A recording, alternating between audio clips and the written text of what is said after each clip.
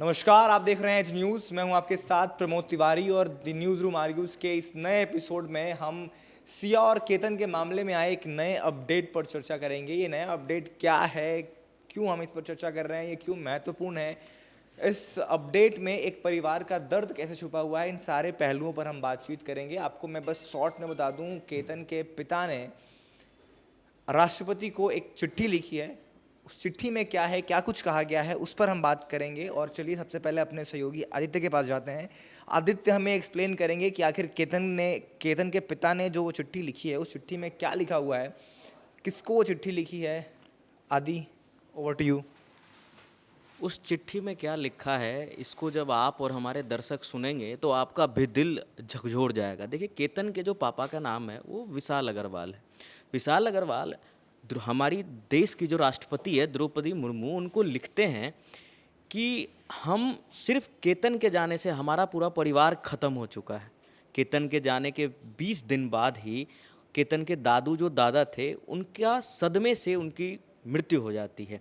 तो इससे सिर्फ केतन को नहीं, ये हमारा पूरा परिवार बिखर चुका है। और उस लेटर में ये लिखा गया है कि हम कितने दिनों तक सिर्फ एक कि केतन को इंसाफ मिल जाए, इसके लिए कितने दिन तक इंतज़ार करना रहेगा। और उन्होंने उस लेटर में एक चीज़ मेंशन किया है कि ये जो मामला है इसको फास्ट ट्रैक कोर्ट में दे दिया जाए, ताकि इसका जो है निष्कर्ष जल्दी निकल जाए और जो दोषी हैं इनको कड़ी से कड़ी सज़ा मिले। ये एक बाप, केतन के पापा, एक बाप अपने बेटे के लिए जो अब रहा नहीं, और वो इसमें उन्होंने ये भी लिखा है, मेरा बेटा नहीं रहा, लेकिन इससे भी सदमा ये है कि मेरे पापा भी नहीं रहे, सिर्फ एक ही हत्याकांड से। तो तमाम यही चीज़ लिखा हुआ है। और वो राष्ट्रपति द्रौपदी मुर्मू से रिक्वेस्ट कर रहे हैं कि हमारे जो बेटे का केस है इसको फास्ट ट्रैक कोर्ट में दे दिया जाए और जल्द से जल्द इसका निवारण हो।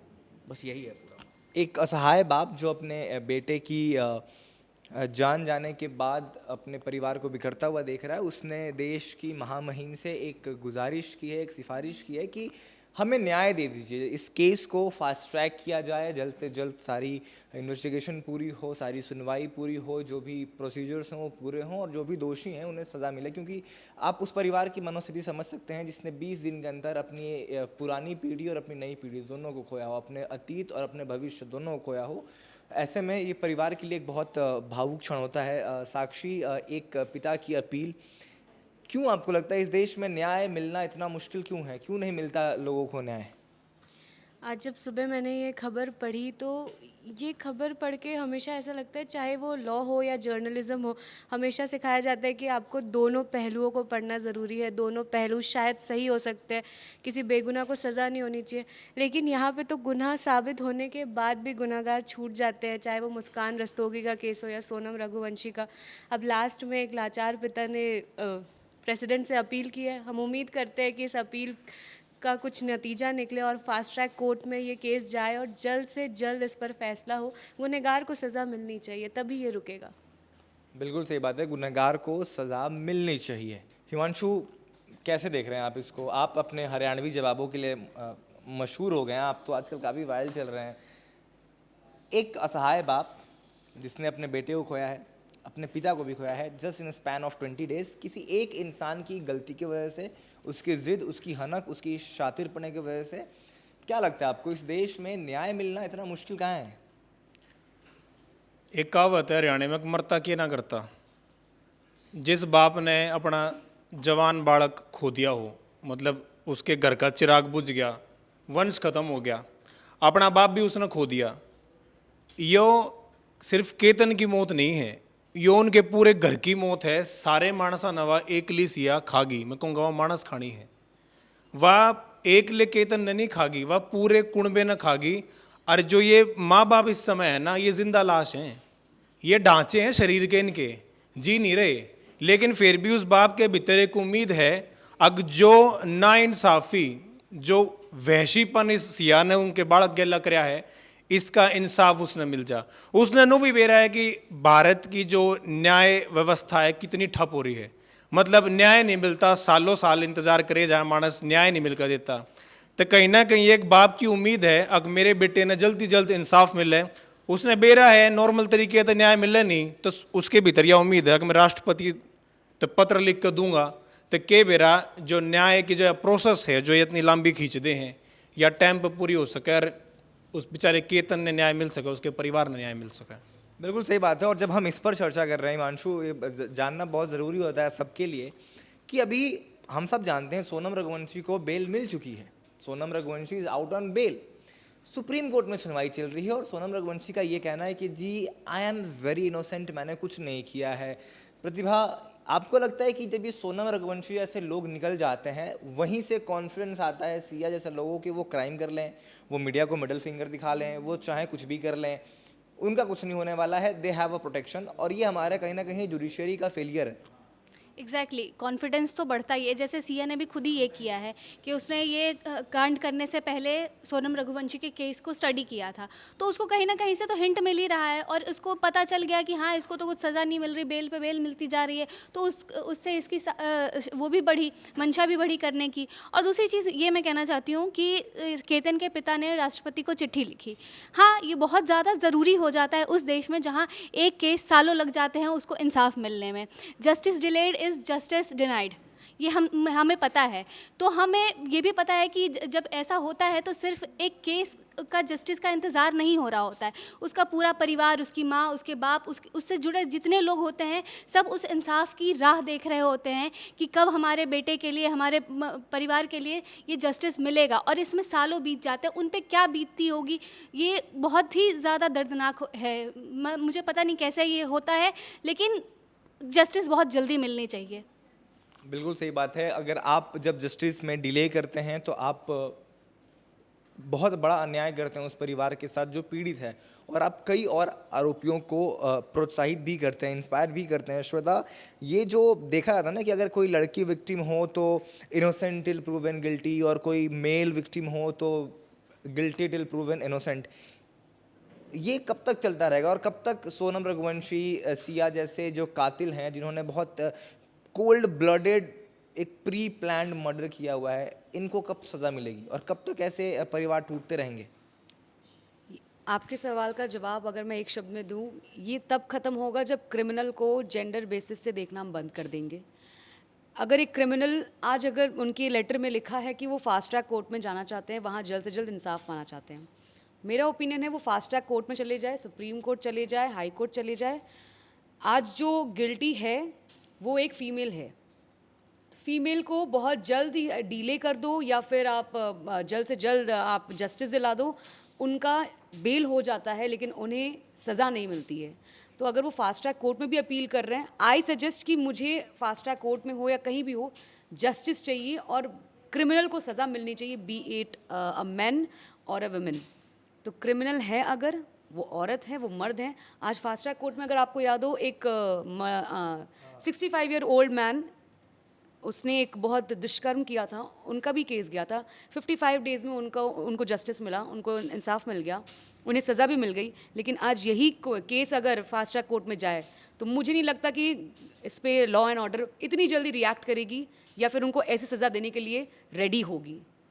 बिल्कुल सही बात है श्वेता। एंड इट्स एक चीज़ बहुत सही कही श्वेता ने कि जेंडर की कोई बात नहीं है। हमने वो तमाम रोड रेजेस के किस्से देखे हैं जहाँ पोर्शे, अमीर माँ बाप के बच्चे जो हैं वो, उन्हें किसी चीज़ की डर नहीं है, वो किसी की जान ले लेते हैं। उन्हें पता है कि जुडिशियल प्रोसेस ऐसा है कि कहीं ना कहीं उनके लॉयर कुछ ना कुछ तोड़ निकाल ही लेंगे जिससे उन्हें बचाया जा सकता हो। कभी ऐसे लिख कर तो कभी बेल मिल जाता है। तमाम इस तरीके के जो फ्लॉज हैं हमारी जुडिशरी में, आपको लगता है कि राष्ट्रपति से जो ये अपील की है केतन के पिता ने, उससे कुछ बात बनेगी और केतन को कभी जस्टिस मिल पाएगा? एक तो सबसे पहली बात, एक पिता को डायरेक्ट प्रेसिडेंट को अपील करना पड़ रहा है जस्टिस के लिए, तो वही एक शर्मनाक बात है। क्योंकि क्या हमारे जुडिशल सिस्टम में अब हम इतना भरोसा भी नहीं कर सकते हैं कि हमें डायरेक्ट प्रेसिडेंट को अपील करना पड़ रहा है।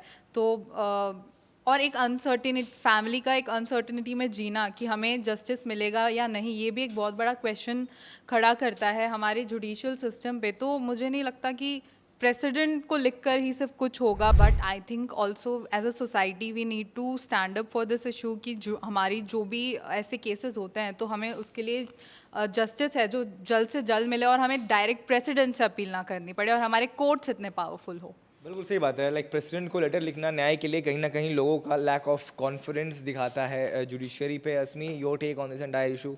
बात तो बिल्कुल सही है। जुडिशरी को अब तो भाई हद पार हो गई है, क्योंकि एक टाइम था कि सिर्फ औरतों को लेके सब चीज़ें आ रही थी, वहाँ पे बच्चियों औरतों को लेके सारे केसेस सुनने को मिल रहे थे। पर now to a point it is कि भाई ना औरत सेफ़ है, ना आदमी सेफ़ है, ना बच्चा सेफ़ है, ना बूढ़ा सेफ़ है। द थिंग इज़ दैट, तो अगर जुडिशरी अभी तक कोई आगे एक्शन नहीं लेगा तो इंडिया जो है वो बैकवर्ड ही रह जाएगा। क्योंकि इसके बाद जस्टिस किसके पास जाएगा? अगर प्रेसिडेंट को लेटर लिखना पड़ रहा है, सबसे बड़ी बात तो भाई जस्टिस तो फेल है पूरा। बिल्कुल सही बात है। Mayuri, your comments on this कि एक पिता को न्याय के लिए अगर प्रेसिडेंट को चिट्ठी लिखना पड़े, क्या दिखाता है ये, क्या दर्शाता है? What it says about the Indian judiciary actually?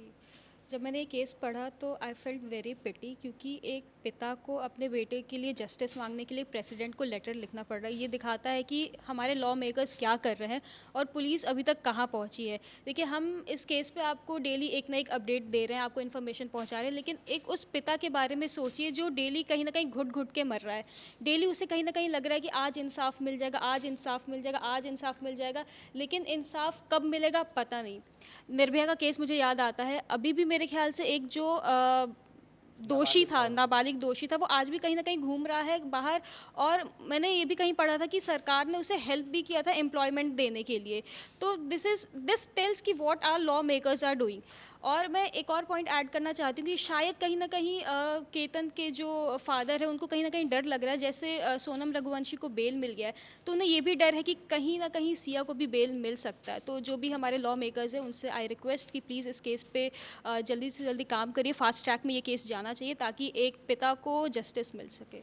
बिल्कुल, बहुत ज़रूरी है आरोपियों का दोषी साबित होना और उनको सज़ा मिलना, क्योंकि जब उन्हें सज़ा नहीं मिलती है तो लोगों का न्याय पे से भरोसा टूटता है और कई अपराधियों का और जन्म होता है जिन्हें ये लगता है कि हम भी बच सकते हैं। और भारत में ये बहुत, भारत का दुर्भाग्य रहा है कि भारत में बहुत से ऐसे केसेस रहे हैं, बहुत हाई प्रोफाइल केसेस रहे हैं और उसमें दोषियों को सज़ा नहीं मिली है। We all know Jessica Lall case, उसमें भी किसी दोषी को बाद में सज़ा नहीं मिली। तो इस प्रकार के जब केसेस में किसी को सज़ा नहीं होती है तो फिर हम we are failing our own people. और जब तक ये होता रहेगा, लोगों का न्याय पे से भरोसा टूटता रहेगा। हम उम्मीद करते हैं कि न्याय पे से भरोसा ना टूटे, किसी बाप को, प्रेसिडेंट को लेटर ना लिखना पड़े न्याय के लिए, और हमारी कोर्ट्स, हमारे तमाम जितने भी इन्वेस्टिगेटर्स हैं वो इस पूरे मामले को अच्छे से इसकी जांच पड़ताल करें और इसको अपने निष्कर्ष तक पहुंचाएं। फिलहाल हमारे न्यूज़ रूम आर्ग्यूज़ में सिर्फ इतना ही।